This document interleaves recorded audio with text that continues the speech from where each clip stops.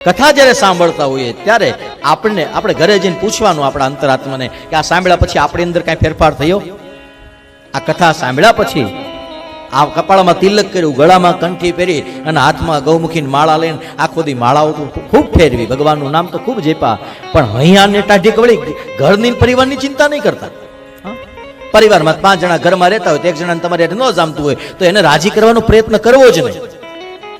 મેં તમને એક વખત કીધું તું, હજી એક વખત કહી દઉં, તમે ગમે એટલા સારા હશો તો ગામમાં 5 જણા એવા હશે એને તમે દીઠ્યા ગમતા નથી. હા, ગમે એટલા સારા કામ તમે કરો પણ ગામમાં 5 જણા એવા હોય જ જેને તમે નીકળો ને તો એને આમ કાળ ચડતો હોય કે હા આને કેમ જલસો હશે. હા, ગમે એટલા સારા હશો તો 5 માણસ એવા હશે જેને તમે જરાય ગમતા નથી. સામે વ્યા જાઓ, સાવ નબળા હશો, સાવ એ કક્ષાથી ઉતરી ગયેલા હશો તો એ 5 જણા એવા હશે જેને તમે બહુ ગમતા હશો. એટલે કથા કીર્તન સત્સંગ જ્યારે કરીએ ત્યારે બીજાને કામ ઓલામાં કેટલો ફેરફાર થયો ને આ કેટલો થયું એ કઈ જોવાનું નથી. હા, પણ આપણે કથામાં આવીને તો બહુ રાજી ન થવી જોઈએ કે સારું થયું હજી 15 દી હાકે તો 2 કલાક આપણે નિરાશ. હા, ભાવ માનતા ન કરવી જોઈએ કે દાદા હિરેન દાદાને ભલે 5000 વધારે દેવા પડે, આપણે હજી શરૂ રાખો 2 કલાક તો જાય તો આપણે 2 કલાક નિરાશ. હા, સાસુ માનતા ન કરવી જોઈએ. હા, કે હવે જત આઠમ આવે તો અઠવાડિયું 10 દી જાય તો આપણે આપણી રીતના નિરાતે લાંબા થઈને હોઈ શકીએ, આરામ કરી શકીએ.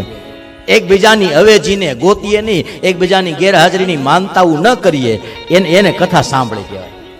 હા, અને એટલા માટે જ્યારે કરીએ ત્યારે આત્મસુખ માટે. કાલે પ્રમ દિવસે મેં કીધું હતું 5મું સુખ આત્મસુખ છે. કથા કીર્તન સત્સંગ કર્યા પછી રાતે સુતા સુતા પૂછો કેટલીક ટાઢક થઈ. હા, અંતરાત્મા કે જાયમું મજા આવી તો સમજવાનું રેડી. કથામાં બેઠા હતા, માંડ પૂરું થયું, ખાલી ચડી ગઈ પગમાં. હા, તો આવું જ કંઈ લાંબુ હોકાતું હશે તો સમજવાનું કે આપણે ક્યાં ગયા. ભગવત કથાથી, ભાગવતની કથા એ શરીરનો આરામ નથી. ભાગવતની કથા એ આત્માને સુખ આપે છે. ભગવાનનું નામ શરીરના સુખ માટે નથી. એકાદશીમાં થતો ઉપવાસ શરીર માટે સારો છે. હા, પણ ખરી એકાદશી તો જો જે તે દિવસે તમારી 5 માળા વધારે થાય તો.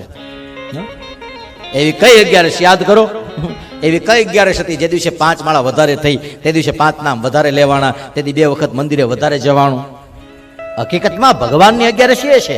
બોલે 11 તો શરીર માટે સારું. એક દિવસ આમ ખમી જાવ તો બધું બ્લડ સર્ક્યુલેશન હોય એ બધું વ્યવસ્થિત રીતે એનું કામ કરે. શરીરને ભૂખ્યું રાખવાથી કઈ નહીં, પણ 11 એ જે દિવસે તમારાથી 2 માળા વધારે થઈ જાય.